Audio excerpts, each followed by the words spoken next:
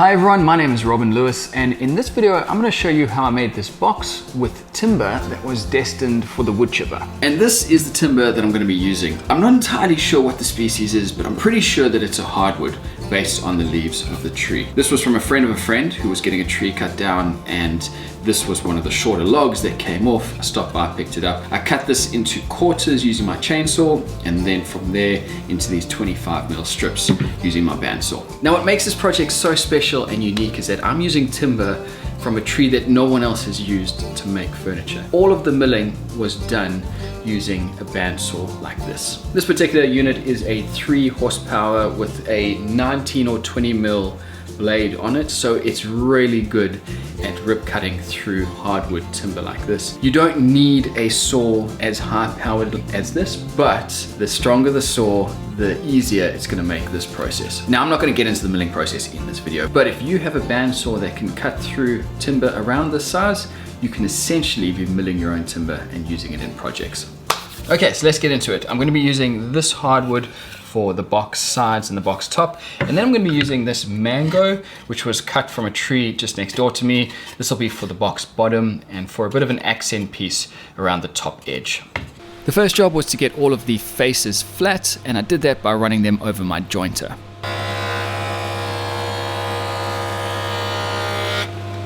And with one face flat, I could order them from thickest to thinnest, then start running them through the thicknesser to bring the other face into parallel and also get them all to the same thickness. Okay, and with all of these boards cut down to the same thickness, I can start working on the edges. I'm going to get them ready for a glue joint so I can start making panels out of them. So when I make my first pass, I'm going to make sure not to push it down, but rather push it up, so I can keep this line as parallel to the table as possible. That'll give me the longest grains in the end. All the boards got one jointed edge, and then I took the stack over to the bandsaw. I switched from the high fence down to the low fence so I could bring the blade guard down as low as possible to make it a bit of a safer cut, and then I cut the opposing edge. This isn't going to be a particularly clean edge, so then I had to take that back to the jointer and clean it up there. With all of the boards milled, I could now start mixing and matching and seeing what I wanted to use for the side panels. So once I'd figured all of that out, I marked them, went over to glue them up, got the sides in glue first, then I could start working on the mango bottom. That was made up of 3 pieces. I could get those glued up. And then for the final glue up, this is the top, and unlike the previous glue ups, this is going to be made up of 4 different pieces. So I've gone for this on purpose. This is so I can get a very nice pattern alternating between the heartwood and the sapwood. It's a couple extra glue lines, but as long as the edges are jointed properly, they'll disappear and I'll end up with a very nice looking top. Alright, I've got all of my panels glued up. I've got 3 of these pieces. One of them is going to be cut in half to make the 4 sides. I've got this is going to be my top panel, and then I've got my bottom piece of mango. For the next step, I'm going to take these side panels and glue on a strip of mango. That's going to be an accent piece, and it's where the lid is going to sit into.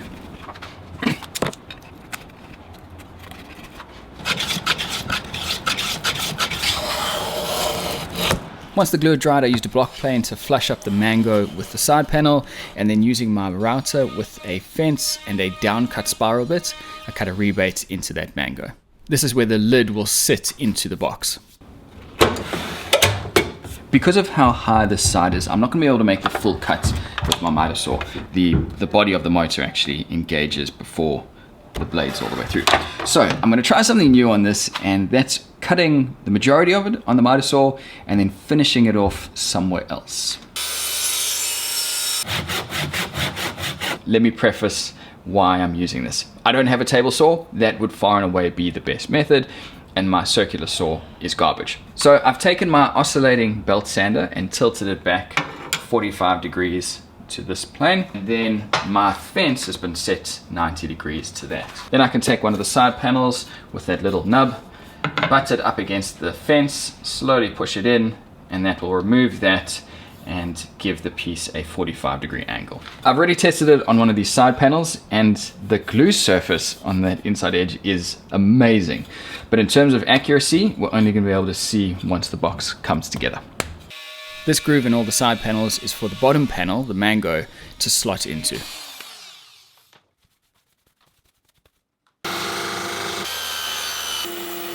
In order for this bottom panel to fit into this groove, I'm going to need to take a section out of it. And I'm going to be removing material from the bottom of the bottom panel so that when you're looking in from the top of the box, you're just going to see a continuous line. Two things I need to consider.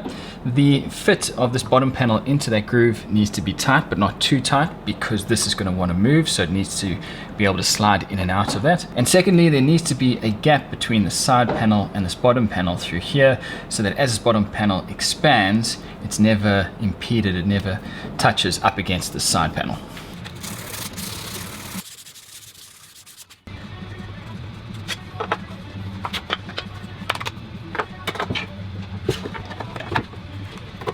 So I'll do the first test fit.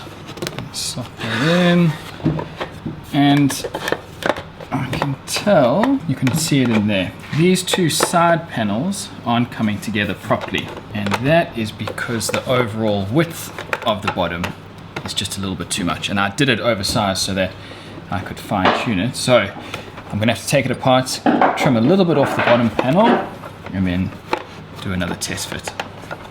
Before the next stage, I sanded all of the internal parts up to 400 grit. It's much easier doing it now than when it's a glued up box. So next up was gluing all of the side panels together.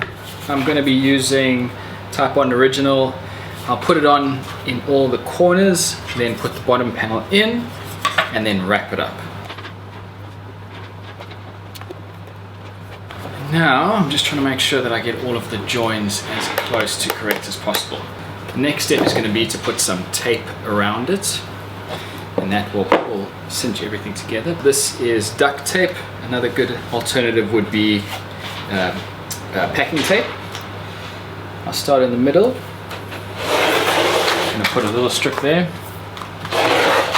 Now I've worked my way around, and as I'm doing it, I'm pulling it tight. So I'm using the tape. The elasticity of the tape is a bit of a clamping mechanism. And now that the duct tape is gluing onto it or sticking onto itself, it's going to stick pretty strong. So now I can really start to crank down on it. This is just going to stretch around it and add a bit of tension onto the box. Okay, so that's one piece that I've strapped around. And I'm going to do one at the top and then one at the bottom. So it's nice even clamping pressure all the way around. This was the first time I was using this spline jig that I made up for this project. It's simply a piece of flat MDF with some 45 pieces of pine underneath it, which can get clamped onto the box. This is the first time I've made a jig like this, and I've learned a lot from it, so I think the next revision will be a lot better, a lot slicker, but this did get the job done. This allowed me to get a very consistent thickness of around 7mm in all of the splines, 2 on each corner, and that was great for milling down the splines out of this mango. I could just get one board to the same thickness and then cut that up and use that for all of them.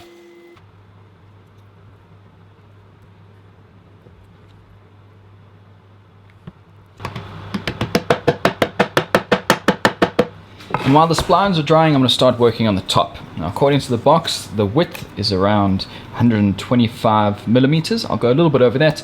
So I'm going to be cutting off a section on this end and that end. I'm cutting it off on either side so that I can keep this symmetrical pattern running through.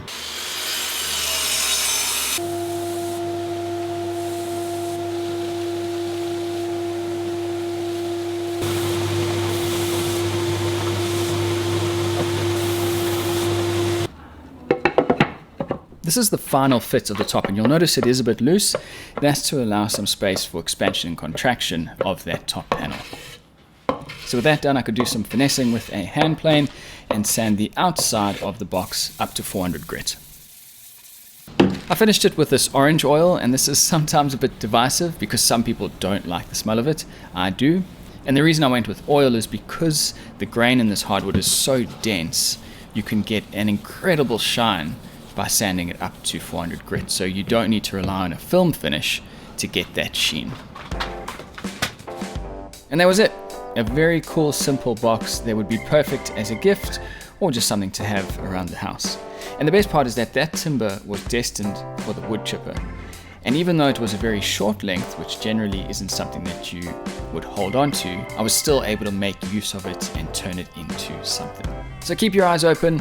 Logs like that can be found in the strangest of places. But if you find a good one, you could be using it for your next project. My name is Robin Lewis. Thank you very much for watching, everyone. Take care, and I'll see you in the next one.